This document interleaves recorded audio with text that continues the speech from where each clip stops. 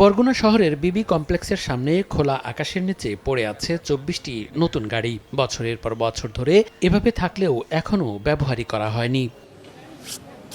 পৌর কর্তৃপক্ষের তথ্য মতে গত ৮ বছরে সরকারি বিভিন্ন প্রকল্প থেকে গাড়িগুলো এসেছে, অথচ গাড়ির জন্য পৌরসভার কোনো চাহিদাপত্র দেয়া হয়নি। এ কারণে যানবাহনগুলো ফেলে রাখা হয়েছে। স্থানীয়রা বলছেন, উন্মুক্ত স্থানে পড়ে থাকায় নষ্ট হচ্ছে গাড়ির যন্ত্রাংশ। রাষ্ট্রের কোটি টাকার সম্পদ কোনো কাজে আসছে না। এই গাড়িগুলোর রক্ষণাবেক্ষণের কোনো লোক আছে কিনা আমার মনে হয় না। তাছাড়াও এই গাড়িগুলোর সমস্ত পার্টস চুরি হয়ে যাচ্ছে। এটা হয় নিলামে দেয়া হোক, নয় গাড়িগুলোকে ব্যবহার উপযোগী করে আমাদের সার্ভিসে ব্যবহার করা হোক।